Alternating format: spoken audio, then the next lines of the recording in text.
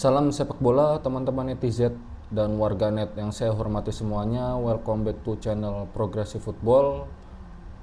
Di konten terbaru hari ini, sesuai dengan permintaan teman-teman yang merupakan fans dari Persib Bandung, saya ingin memberikan analisa dari pertandingan Liga 1 antara PSBS Biak melawan Persib Bandung yang berakhir dengan hasil imbang 1-1. Sebetulnya saya ingin membuat konten tentang pelatih baru dari timnas Indonesia, yaitu Patrick Kluivert, yang nanti akan saya buat setelah konten ini. Tapi karena begitu banyak DM yang masuk ke akun Instagram saya dari teman-teman yang tadi saya katakan adalah fans dari Persib Bandung, maka mau tidak mau saya perlu membuat konten ini.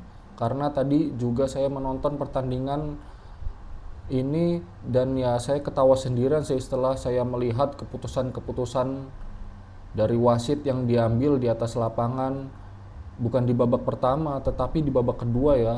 Dan saya pikir ada baiknya juga manajemen dari Persib Bandung juga melayangkan protes ya terhadap kinerja dari wasit ini. Karena jujur saya juga nggak paham apakah wasit ini mengetahui atau enggak sih law of the game, yang sehingga pada saat dia mengecek monitor di pinggir lapangan, artinya pada saat ada panggilan dari ruang VAR kan tentu wasit akan mengecek monitor di pinggir lapangan ya. Dan biasanya kan pada saat ada panggilan dari ruang VAR itu ya tidak semua yang dicek sih, tapi salah satunya adalah apakah positif red card atau tidak, artinya pemain yang melakukan pelanggaran itu layak mendapatkan kartu merah atau tidak. Ini pas lagi ada telepon ke saya, tapi nanti deh saya angkat. Ini telepon, jadi itulah salah satu yang memang perlu dicek oleh wasit. Selain juga 3 hal lainnya ya yang perlu dilakukan pada saat ada panggilan dari ruang VAR. Ya saya yakin teman-teman sudah tahulah apa 3 hal lainnya. Jadi saya bingung juga pada wasit itu. Melihat monitor di pinggir lapangan, kok yang dia kasih adalah kartu kuning ke Beltram. Nah ini hal-hal bagi saya yang lucu sih, karena kan ya wasit-wasit ini tentu juga sudah di training ya agar memahami sebetulnya teknologi VAR itu untuk apa gitu. Ya salah satunya adalah untuk mengecek apakah pemain yang melanggar itu layak mendapatkan kartu merah atau tidak. Tapi ya udah, sekarang kan nasi telah menjadi bubur. Tetapi walaupun Persib kesulitan di atas lapangan, tapi akhirnya mereka bisa menyamakan kedudukan jelang pertandingan berakhir. Namun perlu juga menjelaskan jalannya pertandingan, karena kalau saya bahas hanya soal wasit, nanti ya pastilah ini banyak yang akan mengatakan kepada saya, sudah Bung Binder. Memang sih ada kartu merah bagi Nick Clippers setelah dia mendapatkan 2 kartu kuning, dan kalau bagi saya pelanggaran Nick Clippers itu sebetulnya bukan sesuatu yang serius, dan itu bisa juga termasuk body charge, artinya ya dorong-mendorong, tapi wasit menganggap itu adalah pelanggaran. Dan Nick Clippers mendapatkan 2 kartu kuning karena ya dia overprotes ke wasit. Yang pertama dia memegang tangan wasit jika saya tidak salah, yang kedua dia memantulkan bola. Nah itu memang tidak boleh. Jadi Nick Clippers juga harus menjaga emosinya. Tapi memang ini adalah pertandingan yang berat bagi Persib, bukan karena bermainnya di Jayapura.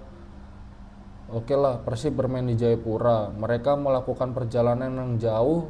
Tapi Biak ini juga adalah tim yang bagus, apalagi Biak ini dilatih oleh Emerald Abus ya, dan asistennya adalah Eli Eboy. Bagus permainan dari Biak ini, maka itu sebagai salah satu tim promosi ini memang dari awal sudah mulai nih naik di klasemen. Sementara bahkan sekarang seperti yang belum saya katakan ya, bahwa sekarang ini kan Biak berada di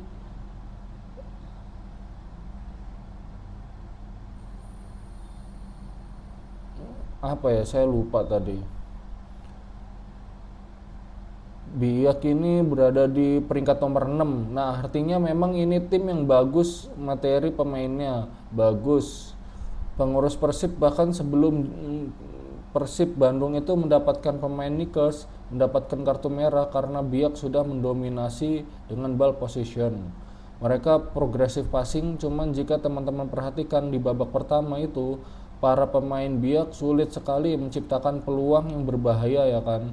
Hanya Armando saja yang bisa menciptakan peluang berbahaya on target. Teja bisa save, tapi Persib 2 kali mendapatkan peluang berbahaya di babak pertama karena memang mereka bermain counter. Inilah strategi dari Persib Bandung. Jadi suka nggak suka ya, strategi dari Persib Bandung sejak dilatih oleh Bojan Hondak, yang dicari oleh Bojan Hondak itu adalah hasil akhir. Jadi saya kadang-kadang sering membaca nih, jujur saya membaca di kolom komentar di akunnya IG-nya Persib, banyak loh ini fans Persib, saya nggak ngerti, atau fans-fans klub lain yang menulis Persib mainnya boring, Persib mainnya hanya counter attack. Ya memang itu strateginya pak, terus mau strategi seperti apa, main terbuka, main ball possession tapi kalah. Nah kadang-kadang saya bingung juga dengan supporter bola di Indonesia, maunya timnya main cantik padahal ada hasil akhir gitu. Dan saya tadi nggak kaget sih Persib bisa menyamakan kedudukan, jujur sumpah saya nggak kaget walaupun bermain dengan 10 pemain, karena ya inilah Persib, fighting spirit dari pemain mereka tuh luar biasa. Mereka berjuang habis-habisan untuk siapa ya, ya untuk fans Persib itu. Jadi nggak kelihatan para fans Persib itu malas-malesan. Nah ini juga tentu adalah efek dari pelatih mereka, bahwa Bojan Hondak yang kita tahu adalah pelatih yang tegas dan keras, nggak ada kompromi. Tapi hebatnya Bojan Hondak, dia biasa melakukan rotasi, artinya apa, dia juga memberikan kesempatan kepada pemain-pemain lain untuk tampil seperti kali ini. Dia memberikan kesempatan bagi Rian Kurnia walaupun ya kurang nyetel juga di depan. Kan dia mendapatkan peluang juga tendangan dia lemah.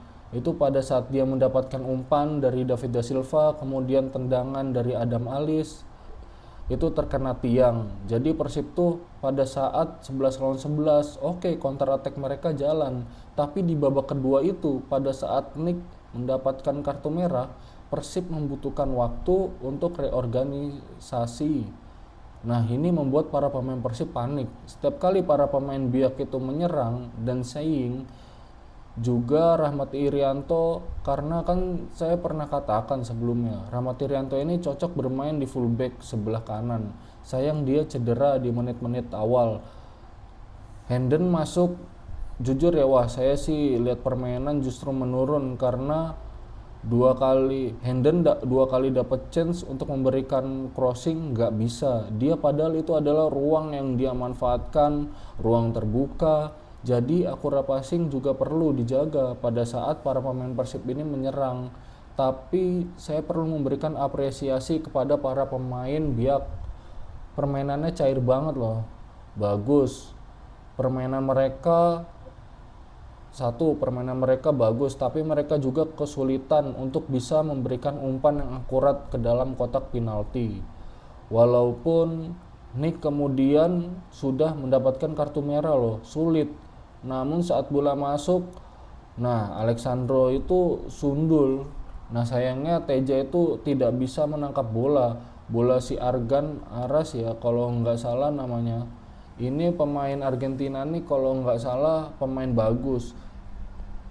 Dia bisa mencetak gol dan ini jelas nggak offset. Tapi saya melihat beberapa kali seperti Teja itu dilanggar kok, wasit nggak new fault-nya. Ya yang Kelly Sloyer kemudian coba untuk mencetak gol. Saya bingung loh. Padahal itu jelas pelanggaran ke Teja. Ya mungkin saya salah satu, tapi saya ngelihat nih dari TV itu pelanggaran loh. Kenapa nggak ditiup peluitnya? Tapi saya melihat Kakang bermain di center back jauh lebih baik ya. Kan kelihatan banget jauh lebih baik nih Kakang daripada dia bermain di fullback sebelah kanan. Nah artinya nih belum tahu juga Rahmat Irianto berapa lama nih cedera ini. Jika cedera lama juga kehilangan bagi Persib, karena sebelumnya kehilangan Kusnandar, tapi flow of the game-nya ini kelihatan Persib defense counter, apalagi pada saat bermain dengan 10 pemain. Udah total defense dan memang itu nggak salah. Namun pada saat Persib ketinggalan, saya melihat adalah upaya dari mereka untuk bangun counter attack. Nah itu David Da Silva kalau nggak salah di tackle kemudian juga gol. Itu udah bolanya David Fabiano jelas menekel dia, dan itu dari belakang loh, bukan dari depan.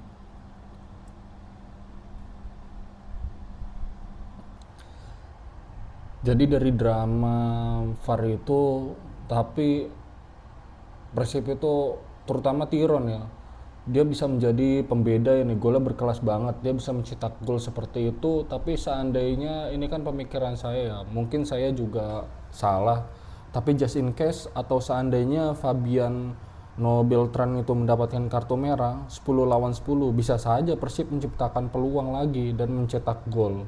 Karena dalam Tekken ini Persib memang kuat. Ya mereka punya attacking power. Itu walaupun kita tahu kali ini kan tidak full tim juga, tapi ini bukan pertandingan yang mudah bagi para pemain Persib. Tapi di sini kita lihat bahwa taktik dari Bojan Hondak itu jalan.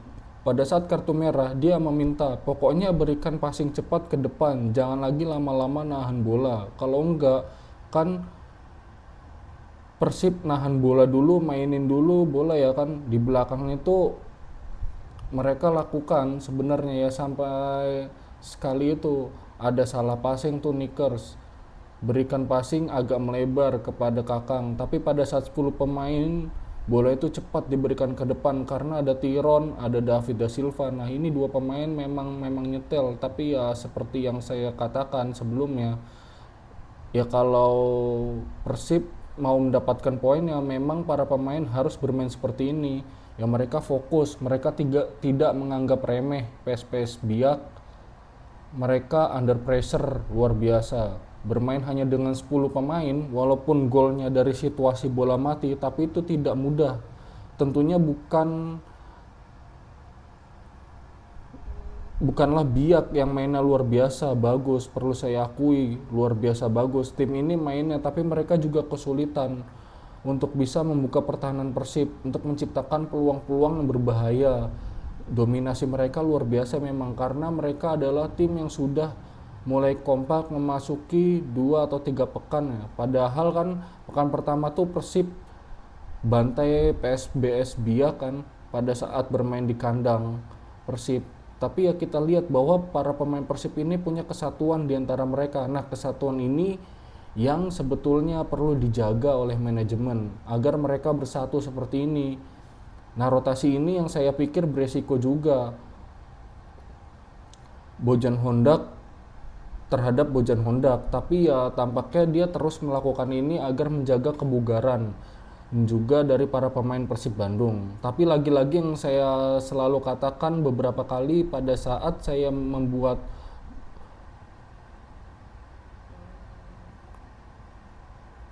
konferensi